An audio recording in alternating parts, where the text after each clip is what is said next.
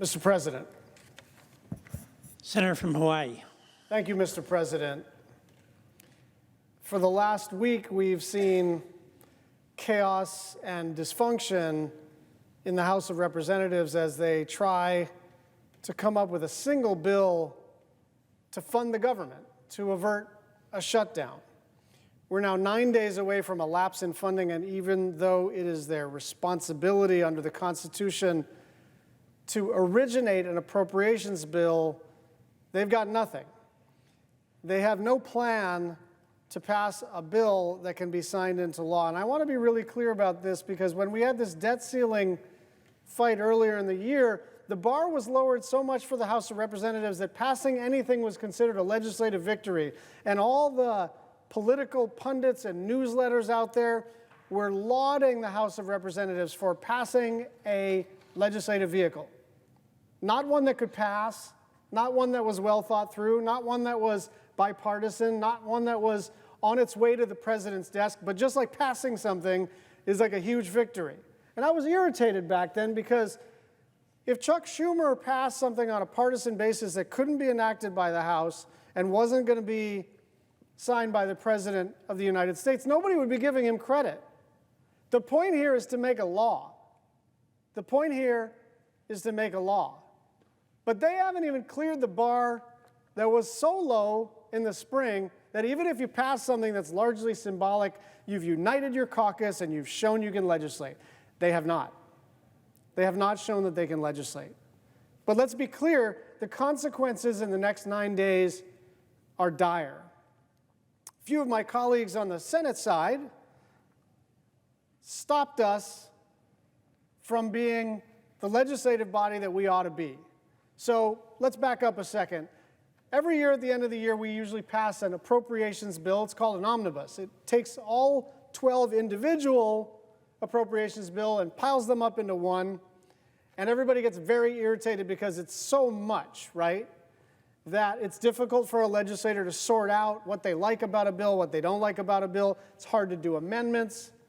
And so lots of members, mostly on the Republican side, said, you know what, we need to do the regular order. What is the regular order? Well, it's a little bit in the eye of the beholder, but the basic idea is like, we should have committee markups, we should vote on stuff, we should have amendments, we should behave like a legislative body that we grew up learning about, right? The regular order, we demand it. So Patty Murray, the chair of Appropriations, and Susan Collins, the vice chair of Appropriations, Democrat and Republican, together said, let's do the regular order. So we do a committee markup on transportation, housing, and urban development. Happens to be my subcommittee. Unanimous bipartisan vote. Then we do MILCON and VA. Unanimous bipartisan vote. Then we do ag-approps. Unanimous bipartisan vote. Because people, correctly in my view, demanded no more omnibuses. So we're going to do this. We're going to do it old school, right? How we should. And so we put together this process, and again, unanimous bipartisan vote. So we try to bunch these together, and then Republicans stopped us from pursuing the regular order. 3 bills, each of which passed out of committee with unanimous bipartisan support, 13 Republican votes. We couldn't even begin debate on the Senate floor. Now, what are we doing here? Americans across the country are counting on the federal government to help them. And right now, Congress is not getting it done. I get that there's plenty to argue about between Democrats and Republicans, particularly during this time of year, but we have to do our jobs.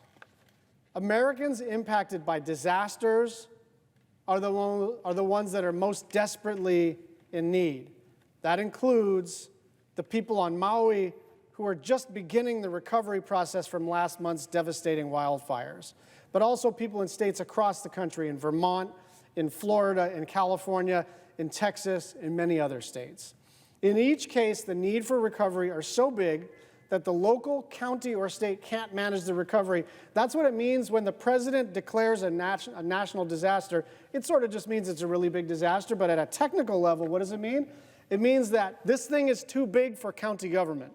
This thing is too big for state government. So we declare, the president declares the disaster, and then we fund the disasters, right? We put money in the Disaster Relief Fund, and then FEMA can access it on behalf of whomever needs the help.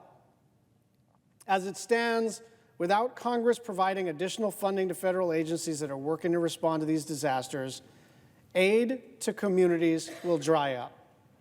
For instance, FEMA just said that there's only $2.4 billion remaining in its disaster relief fund, and as a result, it's delaying funding for over 1,000 long-term projects totaling $1.8 billion in past disaster recovery zones in order to continue urgent work on Maui. So what do? When they run low, they prioritize current disasters. So they're servicing the problem on Maui as they should be. But anybody who's had a disaster in the last couple of years, Louisiana, Texas, New Jersey, New York, California, South Carolina, North Carolina, Florida, all of them have their disaster recovery money frozen. Why? Because the House of Representatives adjourned for the week without having passed a single appropriations bill. Because the Senate Democrats are ready to roll, many Senate Republicans are ready to roll, and we blocked our own request. We asked for the regular order.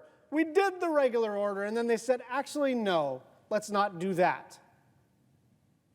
And so I want us to all feel a collective sense of urgency, not just because the end of the federal fiscal year is coming shortly and there does not appear to be a viable plan from the House of Representatives, but because there is special urgency as it relates to disaster response. I know the presiding officer is working so hard to get resources for his home state and the terrible floods that you experienced. Obviously, Mazie Hirono and I are working very hard with our colleagues to try to get the funding that we need for Maui. But this isn't just a Maui or Vermont problem. This is an across-the-country problem. And by the way the Disaster Relief Fund works, you pre-fund it. You don't fund individual disaster responses. You just put money in this pile, the Disaster Relief Fund, and then wherever there's a disaster, you have access to it. And I've never seen, only been here 11 years, but I've never seen us decide not to fund disaster relief.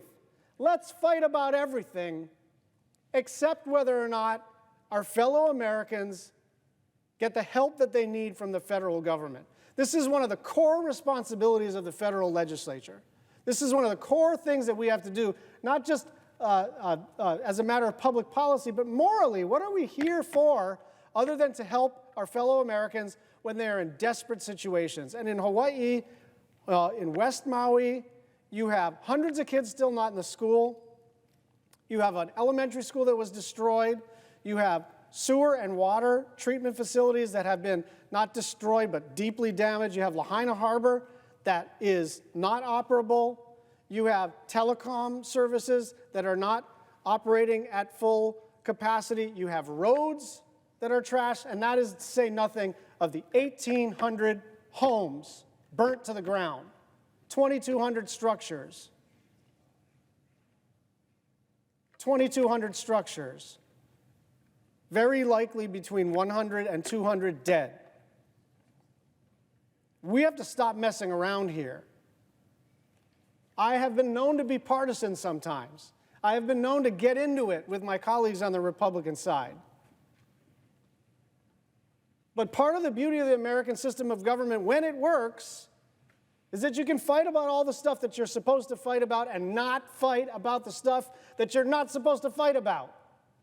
We are not supposed to fight about whether people on Maui or people in Vermont or people in Florida or people in Texas or Louisiana or California get the help that they need. We have to get our act together and get this money out. I yield the floor.